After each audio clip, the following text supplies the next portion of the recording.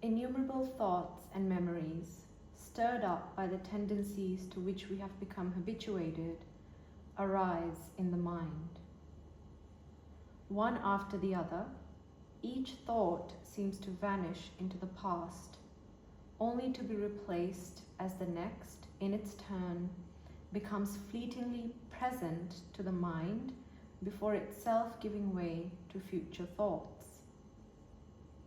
Each thought tends to pick up the momentum of the one before, so that the influence of a string of thoughts grows as time passes.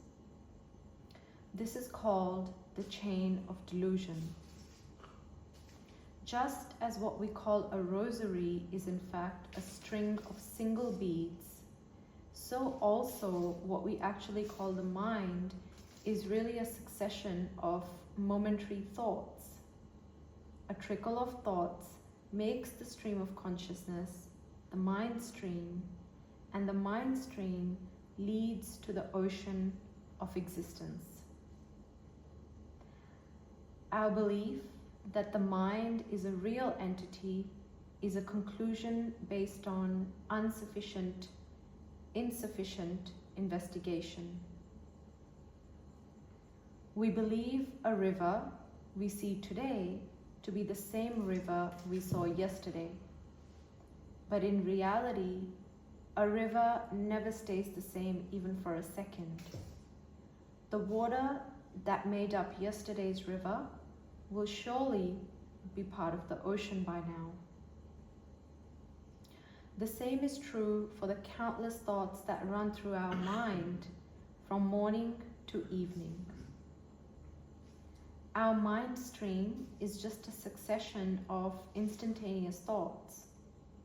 There is no separate entity that you can point out as being a mind. Now, if we investigate the thought process according to the logic of the Madhyamaka, it becomes evident that past thoughts are already dead, like a corpse. Future thoughts have not yet been born. As to present thoughts, they cannot be said to have any properties such as location, color, or shape. They leave no traces, and indeed they are nowhere to be found. In fact, there could be no possible point of contact between past, present, and future thoughts. If there was any real continuity between, for instance, a past thought and a present thought, that would necessarily mean either that the past thought is present or that the present thought is past. If the past really could extend to the present in this way, it would also follow that the future must already be present. But nevertheless, ignorant of the true nature of thoughts, we maintain the habit of seeing them as being continuously linked, one after another. This is the root of delusion, and this is what allows us to be more and more dominated by our thoughts and emotions, until total confusion reigns. It is of vital importance to be aware of the arising of thoughts and to still the waves of thoughts that assail you. Anger, for instance, is an extremely destructive tendency which spoils all the good qualities you may otherwise have. No one enjoys the company of an angry person. There is nothing inherently very frightening about the appearance of snakes, but because they are generally very aggressive, the mere sight of them inspires fear and loathing.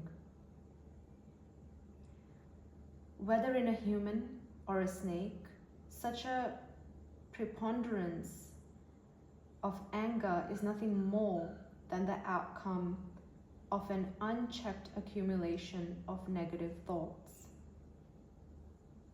If at the very moment an angry thought arises, you recognize it for what it is and understand how negative it is, your anger will calm down of its own accord, and you will be able to stay on good terms with everyone.